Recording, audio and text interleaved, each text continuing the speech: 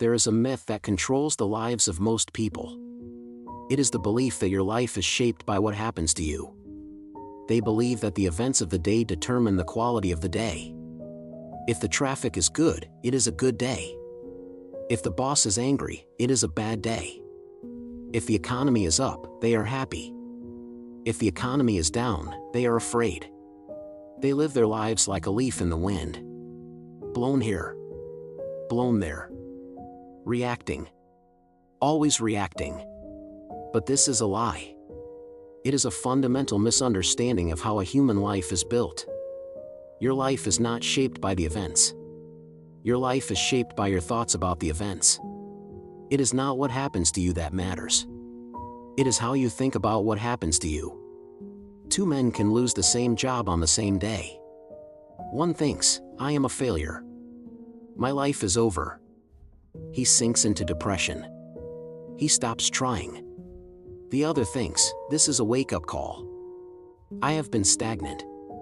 Now I am free to find something better. He feels energy.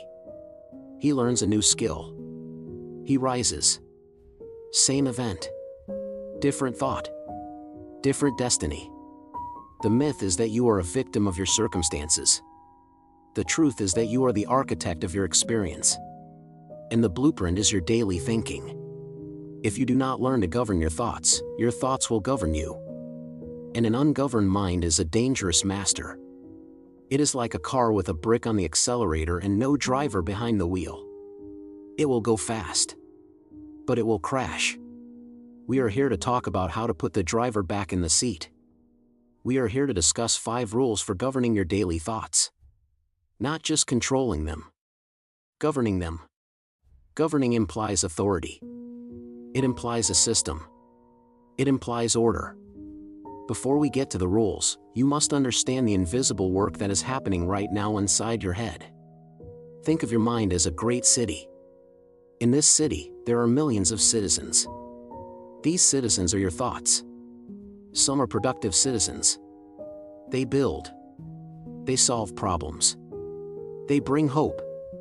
Some are destructive citizens. They break things. They spread fear. They steal your energy. And some are just tourists. Random thoughts. Distractions. Noise. Now, in most people's lives, this city has no walls and no police force. Any thought can walk in. Any fear can set up a tent in the town square. Any angry memory can start a riot in the streets. It is chaos. And because the city inside is chaotic, the life outside is chaotic. You cannot have a peaceful life with a riot in your mind. You cannot have a wealthy life with a poverty-stricken mind. You cannot have a healthy life with a toxic mind. The invisible work of success is the work of the governor. You must become the governor of this city. You must build walls. You must set laws. You must decide who gets to stay and who must leave. This is not something you do once. This is something you do every hour of every day. It is the most important work you will ever do. Because everything you see around you, your home, your career, your relationships, began as a thought in that city. If you change the city, you change the world. But you must be prepared.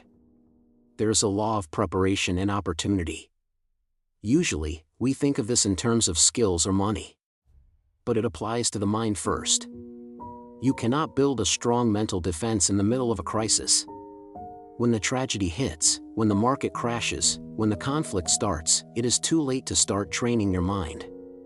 The pressure will be too high. The emotions will be too strong. If you have not governed your thoughts in the quiet times, you will not be able to govern them in the storm. The preparation must happen now. Today. While things are relatively calm. You must install the 5 rules now. You must practice them on the small frustrations. The traffic jam. The spilled coffee. The rude comment. These are your training grounds. If you can govern your thoughts when you spill coffee, you have a chance to govern them when you lose money. If you can govern your thoughts when someone is rude, you have a chance to govern them when someone betrays you. Preparation allows you to meet opportunity with clarity. Because opportunity often comes disguised as a problem. An ungoverned mind sees only the problem. A governed mind sees the opportunity hidden inside. Now, let us talk about pressure. Because pressure reveals patterns. You might think you are a positive person. You might think you have a strong mindset. But what happens when the weight falls on you? Does your mind crack? Does it revert to old, fearful patterns? Let me give you two examples. Two real people facing the pressure of time and money. First, imagine a man named David. David wants to build a business. He is excited. But he has no rules for his thoughts. He faces a setback. A product launch fails. He loses money. The pressure hits him. Because he has no government in his mind, the negative citizens take over. Thoughts like, "You are not good enough. You always fail. What will people think? You should just quit and be safe." He listens to these thoughts. He invites them in for tea. He lets them sleep in his bed. He ruminates on them for weeks. The result? He stops taking action. He retreats. The failure becomes his identity. His pattern under pressure is collapse. Now imagine a woman named Maria. She faces the same situation. She launches a product. It fails. She loses money. The pressure hits. The negative thoughts come to the gate of her city. "You failed. This is dangerous." But Maria is the governor. She has rules. She stands at the gate. She looks at these thoughts and says, "I see you. But you are not allowed to run the city." She replaces them with different thoughts. "What did the market tell me? What can I learn from this data? Failure is the tuition I pay for success." She feels the sting of the loss. But she does not let the thought of "I am a failure" take root. She separates the event from her identity. The result? She pivots. She tries again with better information. She eventually succeeds. Her pattern under pressure is refinement. Same pressure. Different mental government. Different outcome. Ask yourself, what is your pattern when things go wrong? Do you attack yourself? Do you blame others? Or do you govern the process? To govern well, you must win the war between focus and distraction. Your mind is designed to focus.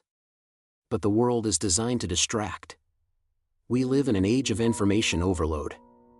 Headlines, notifications, ads, opinions. They are all trying to invade your city. They are trying to plant seeds in your mental garden. Seeds of fear. Seeds of envy. Seeds of inadequacy. If you do not protect your focus like gold, your mind will become a landfill of other people's garbage. Governing your thoughts means you decide what gets in. You are the gatekeeper. Rule number 1 is coming, and it is about this gatekeeping. But first, you must realize the value of what you are protecting. Your focus is the light that allows you to see the path. If your focus is scattered, you are walking in the dark. If your focus is hijacked by fear, you are walking off a cliff. You must treat your attention as the most valuable currency you have. Because it is. Where your attention goes, your life goes. So, how do we build this government? How do we install these rules? We follow the growth sequence. Learn. Apply. Evaluate. Correct. Persist. You must learn the rules. Then you must apply them in the heat of the moment. Then you must look back and evaluate, did I govern my thoughts today? Then you correct where you failed. And you persist. It is a practice. It is not a destination. You never finish governing your mind. Just as a city never finishes needing a government. New challenges arise. New thoughts arise. The work is eternal. Now, let us look at the 5 rules for governing your daily thoughts. Rule number 1, stand guard at the door of your mind. This is the rule of admission. You must realize that not every thought deserves to enter your inner circle. Just because a thought knocks on the door does not mean you have to open it. We have thousands of thoughts a day. Many of them are automatic. Many of them are conditioned by the past. Many come from the news or the people around us. Rule number 1 says, stop the thought at the door and check its credentials. Ask the thought, where do you come from? Are you true? Are you helpful? If I let you in, what will you do to my city? If the thought is, I am never going to succeed, check its credentials. Is it true? No. You do not know the future. Is it helpful? No. It drains your energy.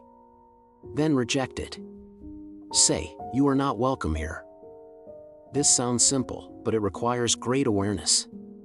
Most people live with the door wide open. They accept every fear as a prophecy.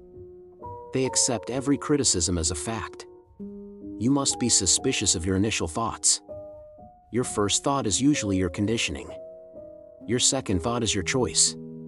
Stand guard. Do not let the enemy walk in and sleep on your couch. Rule number 2, interpret events in your favor. This is the rule of translation. Life speaks to us in events. But events are neutral until we translate them. We give them meaning. A rainy day is just water falling from the sky. To one person, it means, my picnic is ruined. This is terrible. To another, it means, my garden is getting watered. This is a blessing. The event is the same. The translation is different. Rule number 2 says, always choose the translation that empowers you. This does not mean you ignore reality. It does not mean you pretend bad things are good things. It means you look for the utility in the event. If you lose a client, you do not translate it as, I am worthless. You translate it as, I have an opportunity to find a better client, or I have learned a flaw in my system that I can fix. You are the interpreter. Why would you interpret the language of life in a way that hurts you? Why would you tell yourself a story that makes you weak? Rig the game in your favor. Assume that life is teaching you, not punishing you. Assume that obstacles are there to make you stronger, not to stop you. If you govern your interpretation, you govern your emotion. Rule number 3, speak only what you wish to become. This is the rule of internal dialogue. We are always talking to ourselves. A constant stream of chatter. Research says we speak thousands of words to ourselves every hour. What are you saying? Are you saying, I'm so tired? I'm so disorganized. I never get a break. I'm not good with money. If you say these things, you are giving instructions to your mind. Your subconscious mind is like a faithful servant. It does not judge. It just obeys. If you say, I am disorganized, the servant says, yes, sir. I will make sure we lose the keys today. If you say, I am always tired, the servant says, right away. I will drain your energy. Rule number 3 says, do not speak against yourself. Never affirm what you do not want to be true. Even if you feel tired, do not claim it as your identity. Say, I am resting now so I can be strong later. Even if you are broke, do not say, I am poor. Say, I am currently building my wealth. Your words are the code that programs the software of your mind. If you write bad code, the program will crash.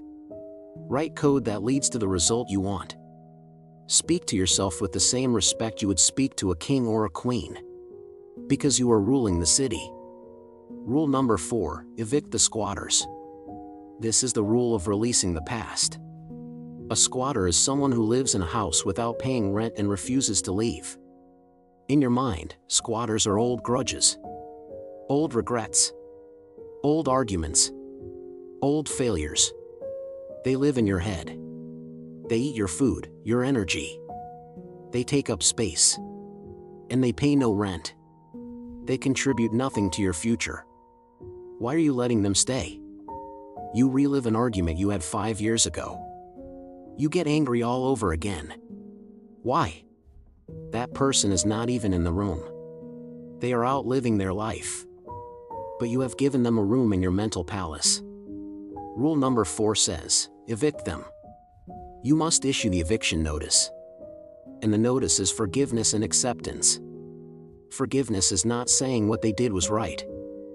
Forgiveness is saying, I am taking my room back. I am not letting you live here anymore. Acceptance is looking at a past failure and saying, it happened. It is done. I cannot change it. I take the lesson and I throw away the pain. You cannot have a governed city if half the buildings are occupied by ghosts of the past. Clear them out. Make room for new ideas. Make room for new dreams. Rule number 5, assign every thought a job. This is the rule of purpose. In a well-governed city, everyone contributes. Idleness leads to trouble. It is the same with thoughts. Idle thoughts usually turn into worry. When your mind has nothing to do, it tends to drift toward fear. Rule number 5 says, give your mind a job. Do not just let it wander aimlessly all day. Direct it. Give it a problem to solve. How can I increase my income this month? How can I make my spouse feel more loved today? How can I improve my health? When you give your mind a question, it starts looking for answers. It becomes a tool. It stops attacking you and starts serving you. Purposeful thinking is the antidote to anxiety. Anxiety is imagination used poorly. Planning is imagination used well. Direct your thoughts toward a goal. When you catch your mind drifting into worry, grab the steering wheel. Say, no. We are not going there. We are working on this problem today. These are the 5 rules. Stand guard at the door. Interpret events in your favor. Speak only what you wish to become. Evict the squatters. Assign every thought a job. Now, knowing them is one thing. Living them requires discipline over motivation. You will not always feel like governing your mind. Sometimes you will want to wallow. Sometimes you will want to be the victim. It feels easier. It feels comfortable to complain. It feels satisfying to be angry. But you must choose discipline. Systems beat moods. You need a system for your thoughts. Maybe you start your day with 5 minutes of silence to set the guard. Maybe you write your goals down to assign your thoughts a job. Maybe you have a phrase you say when a negative thought comes, like cancel that. Do not rely on your mood to protect your mind. Your mood is the weather. Your discipline is the shelter. And you must have strategic patience. You cannot rewire a lifetime of thinking in a day. If you have been thinking negatively for 20 years, you have built highways in your brain. Neural pathways that are deep and wide. When you start using these rules, you are hacking a new path through the jungle with a machete. It is hard work. It is slow. You will slip back onto the old highway often. Do not beat yourself up. Understand the seasons. You are in the season of planting new seeds. You cannot demand the harvest yet. Give yourself grace. But do not give yourself an excuse to quit. Be patient with the result, but impatient with your effort. Keep hacking the path. One day, the new path will become the highway. And the old highway, unused, will be overgrown by the jungle. You need feedback and refinement. You need to audit your city. At the end of the day, look back. What thoughts did I let in today? Did I interpret that email correctly, or did I assume the worst? Did I speak kindness to myself, or cruelty? You cannot manage what you do not measure. Take a mental inventory. If you find you let a squatter stay all day, acknowledge it. Tomorrow, I evict him earlier. Refine your process. Get better at spotting the intruders. Get faster at translating the events. As you do this, you build momentum.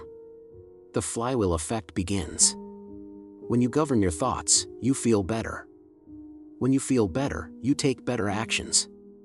When you take better actions, you get better results. When you get better results, it is easier to think positive thoughts. Success feeds success. Confidence feeds confidence. At first, it takes all your energy just to stop one negative thought. But soon, you build a mental immune system. Negative thoughts bounce off you. Worry cannot find a foothold. You become mentally tough. You become emotionally resilient. And this leads to the breakthrough. Breakthrough is a lifestyle. You stop waiting for the world to be perfect to be happy. You realize that happiness is a governed state of mind. You stop waiting for the problems to disappear to be peaceful. You realize that peace is a governed response to problems. You become free. Truly free. The only real prison is the prison of the mind. And the only real freedom is the freedom to choose your thoughts. Everything else can be taken from you. Your money. Your status. Your health. But the power to govern your mind is yours until your last breath. Now, I want to take you deeper into how this changes your interaction with the world. Think about your relationships. When you govern your thoughts, you stop projecting your fears onto other people. How many arguments start because you imagined the other person was attacking you? You interpreted their silence as anger. You interpreted their comment as an insult.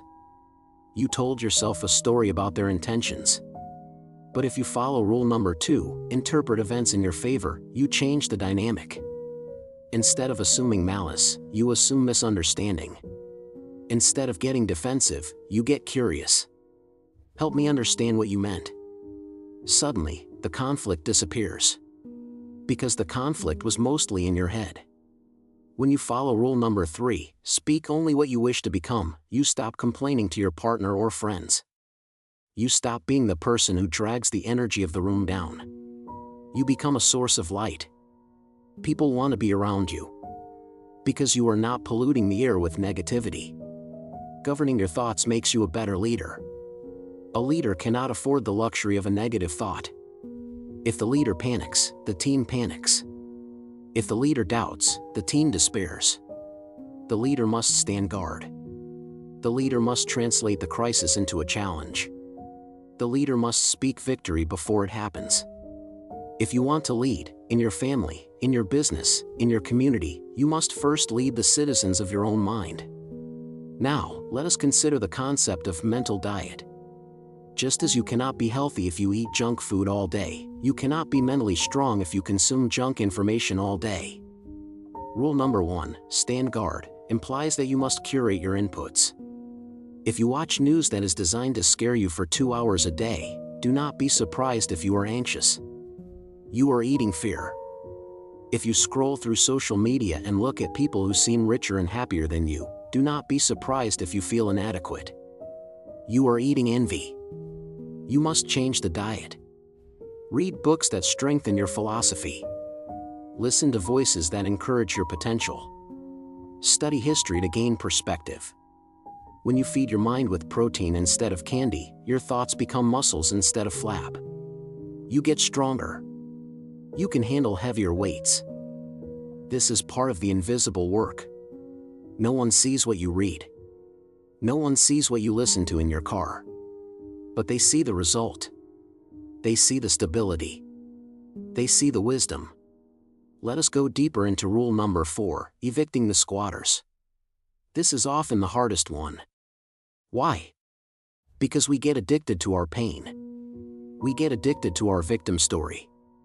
I cannot succeed because my parents were poor. I cannot trust people because I was betrayed. I am this way because of what happened to me. These stories give us a strange comfort.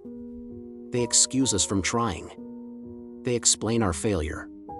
So we keep the squatters around because they validate our lack of progress. Evicting them means taking responsibility. It means saying, yes, that happened. But I am responsible for what happens next. It is scary. Because if you evict the excuse, you have to do the work. But this is the only way to be free. You cannot drive forward if you are staring in the rearview mirror. The windshield is big. The rearview mirror is small. That is the ratio your attention should follow. Focus mostly on where you are going. Glance occasionally at where you have been, just to learn, not to live there. Now, consider the power of questions. Rule number 5, assign every thought a job, works best with questions. Your mind is a search engine. If you type in, "Why is my life so hard?" it will find a million answers. Because the economy is bad. Because you are not smart. Because people are mean.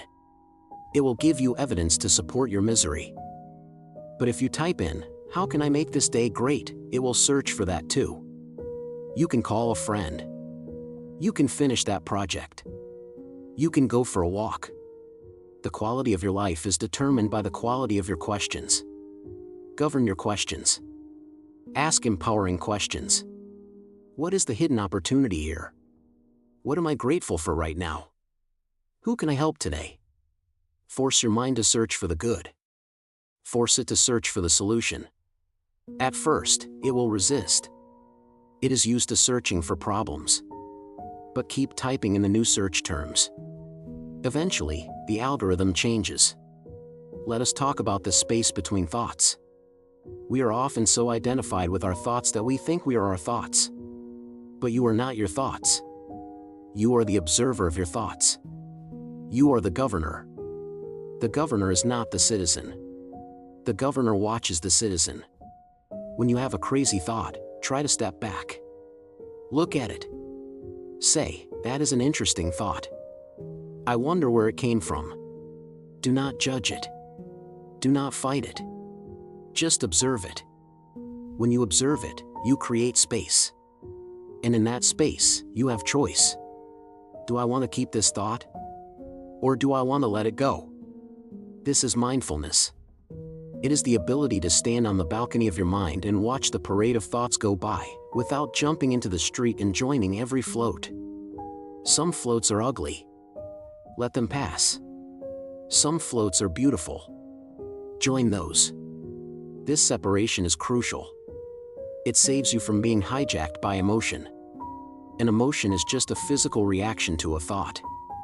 If you change the thought, the emotion changes. If you detach from the thought, the emotion subsides. You are the sky. Thoughts are the clouds. Clouds come and go. Some are dark. Some are white. But the sky remains. You remain. Remember this when the storm comes. I am the sky. Now, let us return to the idea of the governor's decree. In a city, when a new law is passed, it is written down and posted.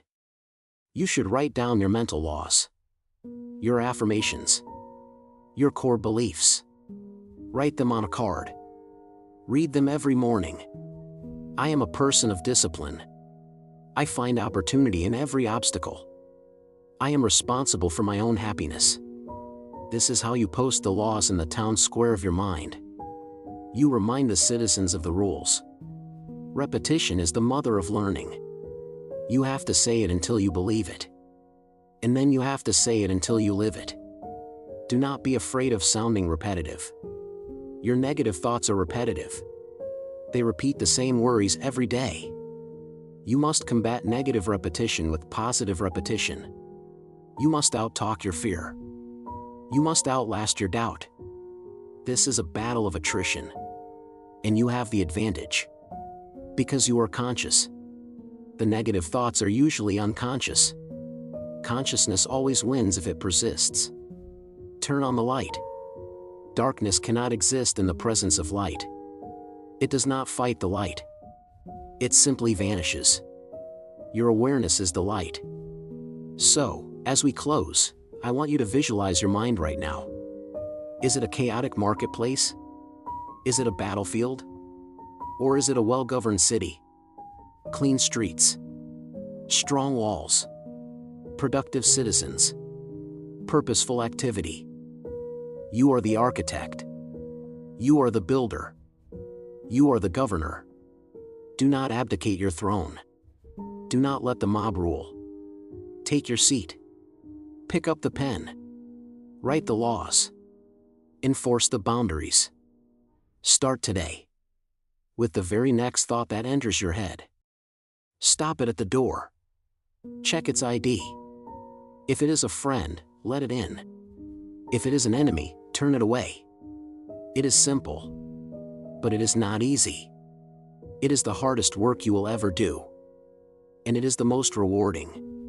Because when you govern your mind, you govern your world. When you have peace inside, you can handle any war outside. When you have wealth inside, the money will follow. When you have strength inside, the life will bend to your will. The myth is broken. You are not a leaf in the wind. You are the wind. Blow in the direction of your dreams.